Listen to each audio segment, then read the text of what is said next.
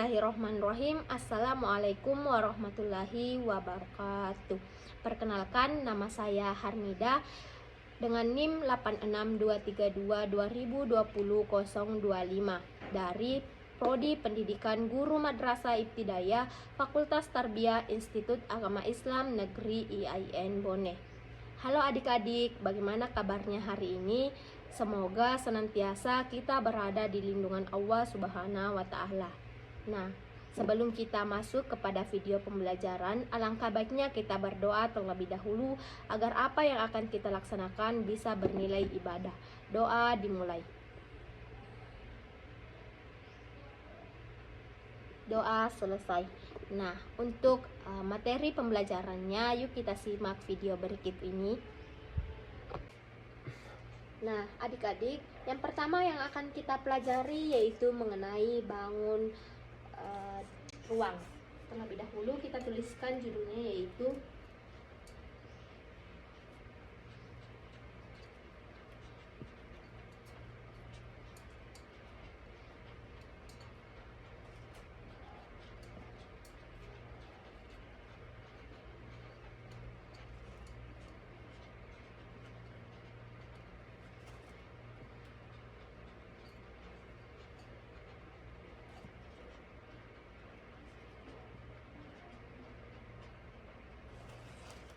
Nah, yang akan kita pelajari yaitu mengenai bangun ruang dan bangun datar simetris dan tidak simetris. Yang pertama yang kita pelajari yaitu mengenai bangun ruang.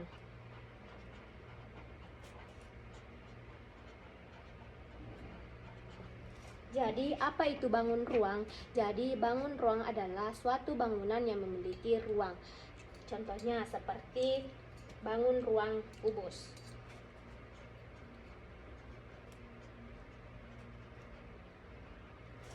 Dengan gambar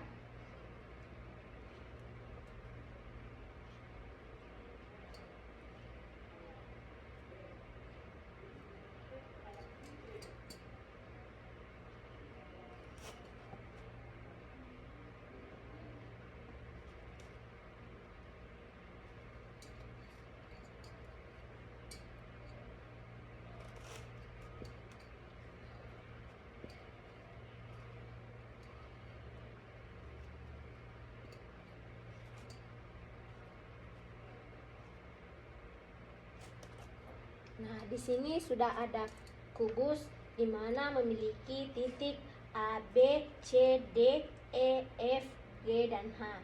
Nah, yang pertama yang akan kita pelajari yaitu sifat dari kubus. Jadi, sifat kubus yang pertama yaitu ada yang disebut dengan sisi, di mana sisi adalah bidang yang membentuk sebuah bangun datar. Di mana di sini dapat dilihat bahwa kubus itu memiliki 6 sisi. 6 sisi. Jadi kita beri tanda sisi untuk kubus yang pertama yaitu sisi alas dengan 1, 2 sisi tutup, 3 sisi samping, 4 sisi depan, 5 dan sisi belakang yaitu 6. Nah, jadi kubus ini memiliki 6 sisi, di mana sisi yang pertama yaitu sisi A, B, C, dan D. Jadi sisi A, B, C, dan D. Nah, sisi yang kedua yaitu E, F, G, dan H. E, F, G, dan H. Sisi yang ketiga yaitu A, C, E, G. A, C, E, G. Sisi yang keempat yaitu B, D, F, dan H. B, D, F, dan H. Nah, sisi yang kelima yaitu sisi depan A, B, EF, AB, EF, dan sisi yang terakhir yaitu sisi belakang CDGH, CDGH. Jadi ada 6 sisi yang berada pada kubus. Yang kedua yaitu mengenai rusuk. Sifat yang kedua yaitu rusuk. Rusuk, di mana rusuk adalah garis yang membentuk sebuah garis yang membentuk sebuah sisi dari kubus itu. Jadi kita menggunakan spidol warna merah untuk menghitung rusuk dari kubus ini. Jadi kubus itu memiliki 12 rusuk. 12 rusuk. Kita bisa yaitu yang pertama, kedua, 3, 4, 5, 6, 7, 8, 9, 10, 11, 12. Jadi untuk rusuk dari kubus ini ada 12, bisa dituliskan dengan rusuk AB, CD, AC, BD, AE, BF, CG, lalu DH,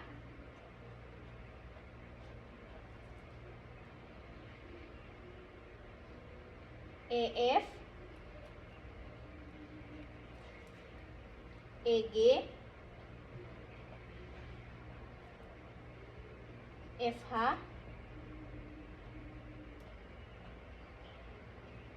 dan GH. Jadi dalam kubus itu terdapat 12 rusuk. Nah, selanjutnya yang ketiga yaitu mengenai titik sudut.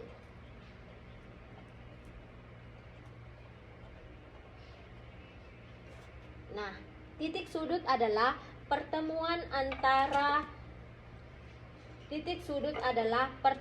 antara dua rusuk atau lebih. Jadi, titik sudut yang ada pada kubus ini yaitu titik sudut A, B, C, D, E, F, G, dan H.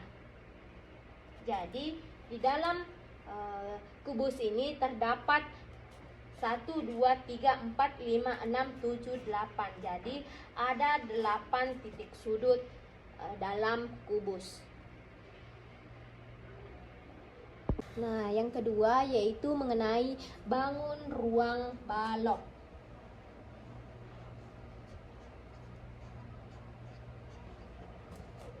Jadi balok juga merupakan bangun ruang. Gambar dari balok yaitu persegi panjang lalu memiliki ruang.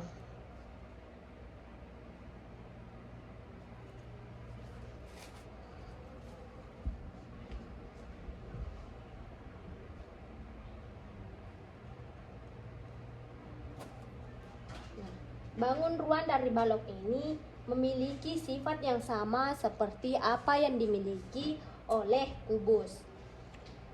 Kita beri tanda terlebih dahulu yaitu A, B, C, D, E, F, G, dan H. Jadi sifat-sifat dari balok ini, sifat-sifat balok yang pertama yaitu memiliki 6 sisi. 6 sisi yaitu sisi alas, atap, samping kanan kiri, depan, dan belakang.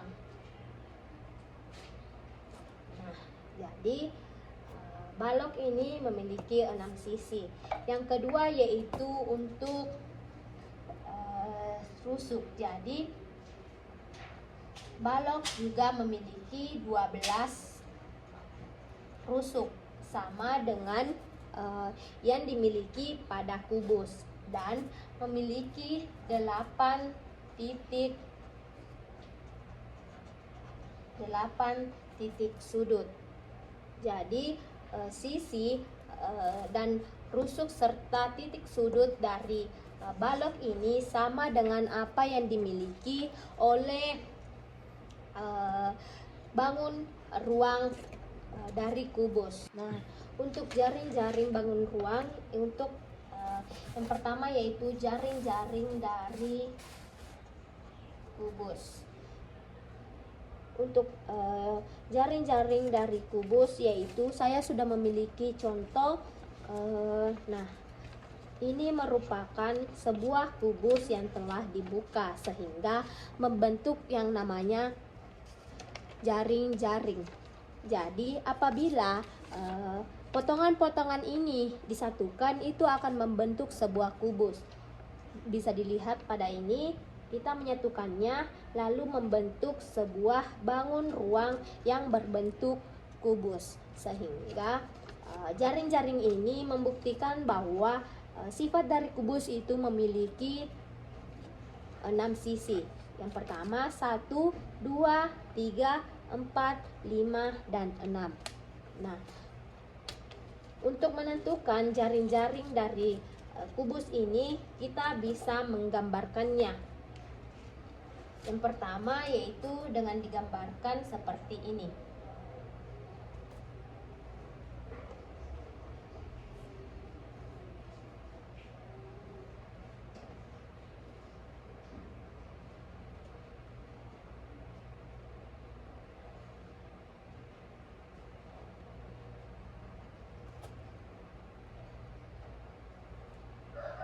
Nah, ini juga merupakan bentuk dari jaring-jaring kubus. Yang kedua yaitu bisa dengan bentuk seperti ini.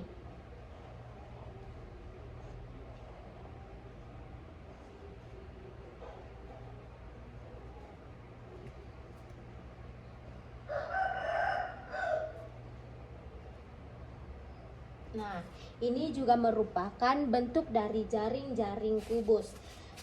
Jaring-jaring kubus yang ketiga yaitu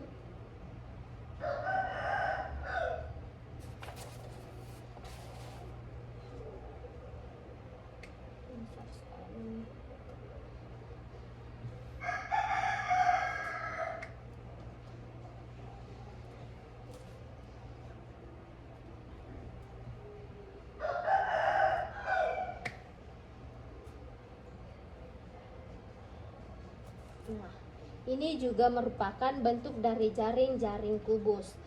Selanjutnya yang kedua yaitu jaring-jaring kubus ini bisa kita bentuk dengan cara menggambarkan atau menciprat bentuk kubus yang ada sehingga membentuk sebuah jaring-jaring. Selanjutnya yaitu jaring-jaring dari bangun ruang balok.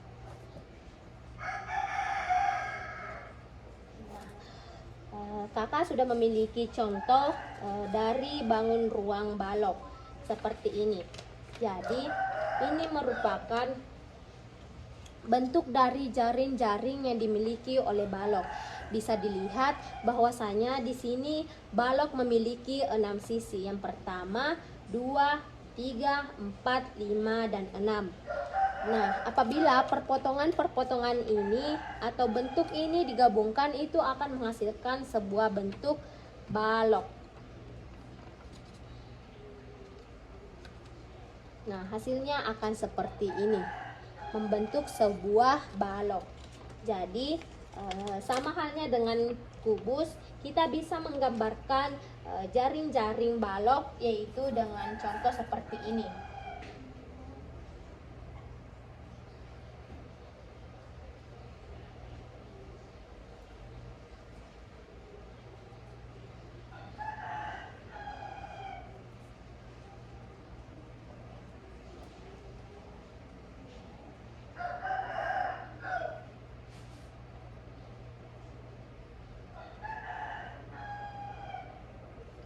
Nah, adik-adik, ini merupakan bentuk dari jaring-jaring balok. Dan jaring-jaring kubus ini apabila dibentuk dan ukurannya itu lebih panjang, itu akan membentuk jaring-jaring balok.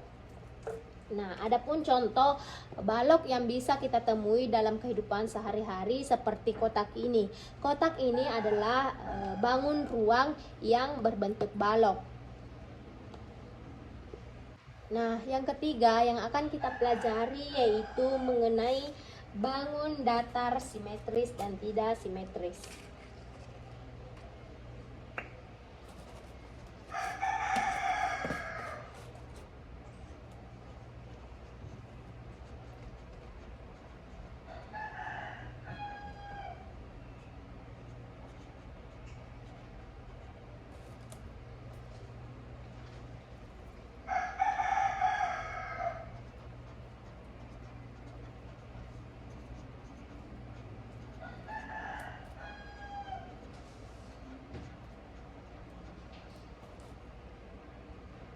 Nah, adik-adik perlu diketahui bahwa bangun datar adalah bangunan atau suatu bangun yang tidak memiliki ruang sehingga disebut dengan bangun datar. Nah, untuk bangunan datar yang simetris, kenapa disebut simetris? Karena apabila terdapat garis perpotongan, itu akan menghasilkan bentuk yang sama. Contohnya seperti bangun datar simetris yaitu persegi 4 ini. Persegi 4 ini merupakan bangun datar yang simetris karena memiliki perpotongan.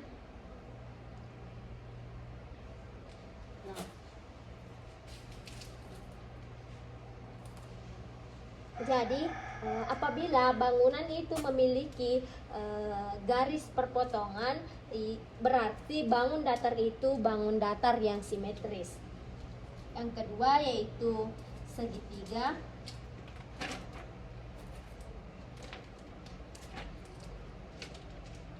Nah, gambar dari segitiga ini juga merupakan bangun datar yang simetris. Nah, untuk bangun datar yang tidak simetris yaitu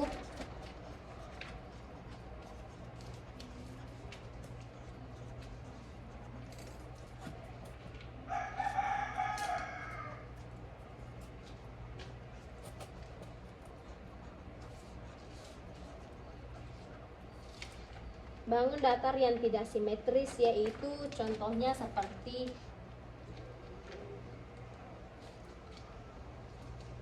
jajar genjang ini. Kenapa dikatakan bahwa jajar genjang merupakan bangun datar yang tidak simetris? Karena jajar genjang ini tidak memiliki garis perpotongan sehingga apabila dilipat itu tidak akan menghasilkan bentuk yang sama. Selanjutnya teman-teman, yang akan kita pelajari yaitu mengenai bagaimana cara membuat bangun datar yang simetris.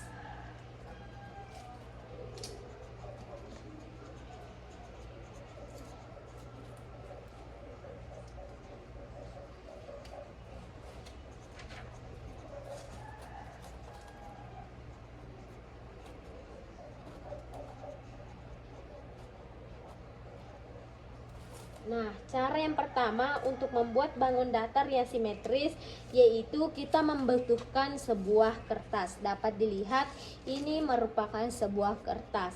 Dengan cara yaitu kita bisa memberikannya sebuah tanda atau bisa meneteskannya dengan cat air. Tapi karena di sini kita tidak memiliki cat air, maka kita akan memberikannya tanda dari tinta spidol yang ada.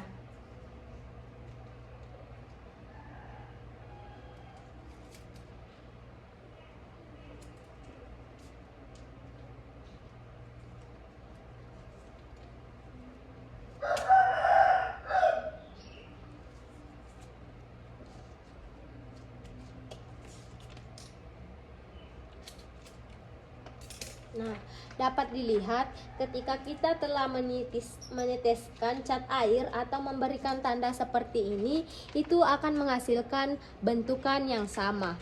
Jadi, itu cara pertama kita untuk membuat bangun datar yang simetris. Selanjutnya, cara yang kedua yaitu dengan cara kita bisa mengguntingnya. Nah, teman-teman, jadi kita memiliki sebuah kertas, lalu kita lipat dan lalu kita gunting.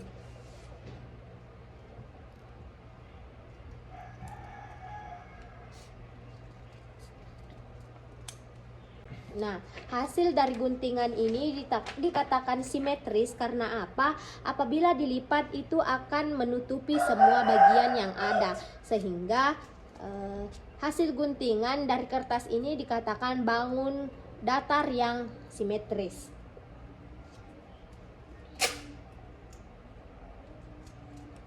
Nah, selanjutnya yang akan kita pelajari yaitu dalam kehidupan sehari-hari kita sering menemukan benda-benda yang simetris dan tidak simetris. Contohnya seperti apa? Misalnya, saya memiliki tempat kacamata. Tempat kacamata ini bisa dikatakan simetris. Kenapa demikian? Karena apabila tempat kacamata ini dibuka, itu akan menghasilkan bentuk yang sama, dan apabila ditutup, semua bagian yang ada itu akan tertutupi. Contoh yang kedua yaitu gelas ini.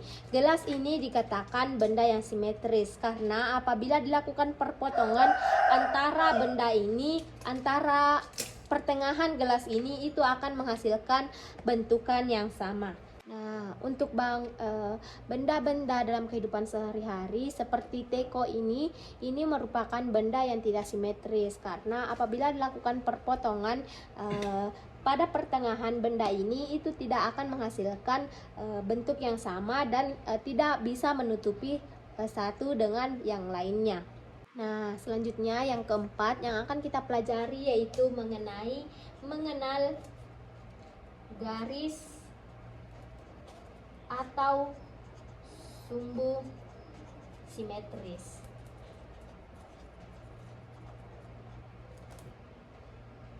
Jadi, yang pertama yaitu mengenal garis atau sumbu yang simetris.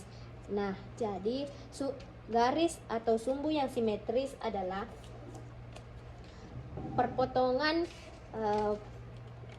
perpotongan yang terjadi atau garis yang memotong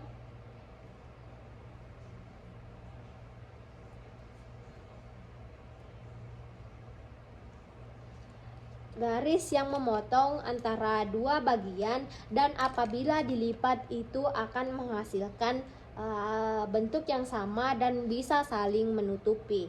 Jadi, benda-benda yang memiliki sumbu simetris atau memiliki sumbu atau garis itu dikatakan dengan benda yang simetris. Sedangkan untuk benda-benda, nah selanjutnya yaitu di sini apakah bangunan ini bisa dikatakan simetris? Tentu saja tidak. Kenapa demikian? Karena dapat dilihat bahwa apabila ditutupi ada sebagian bangunan yang tidak tertutupi, sehingga bangunan ini atau bangun datar ini tidak bisa dikatakan sebagai bangunan yang simetris. Nah, adik-adik sekalian, yang terakhir yang akan kita pelajari yaitu mengenai pencerminan bangun ruang.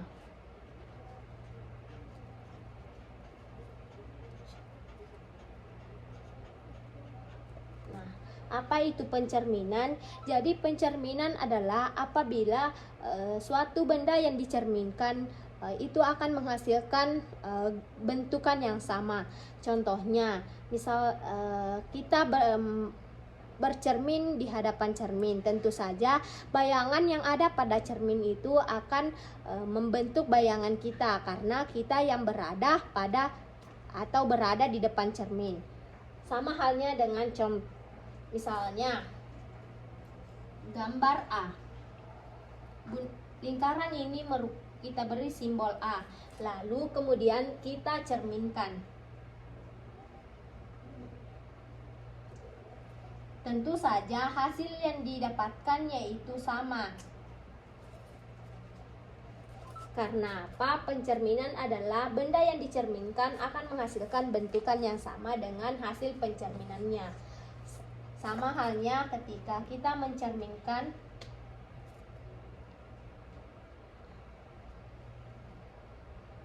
seperti ini, hasil pencerminan yang dihasilkan itu juga akan sama. Nah, sehingga ini juga merupakan bentuk dari pencerminan. Nah, apabila gambar seperti ini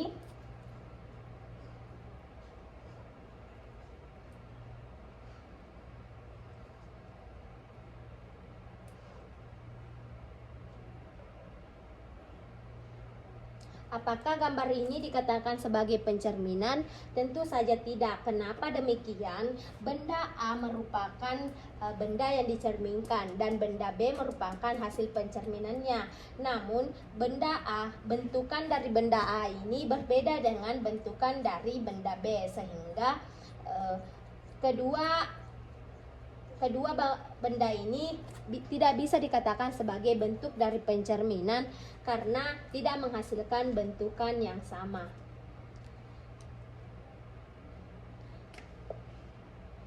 Nah, adik-adik, itulah pembelajaran kita pada hari ini mengenai bangun ruang dan bangun datar yang simetris dan tidak simetris serta pencerminan. Apabila ada kesalahan dalam video ini, mohon dimaafkan karena sejatinya saya hanya manusia biasa. Saya tutup video pembelajaran pada hari ini dengan mengucapkan wallahu muwaffiq ila aqwamit thariq. Wassalamualaikum warahmatullahi wabarakatuh. Sampai jumpa pada video pembelajaran selanjutnya. Bye bye.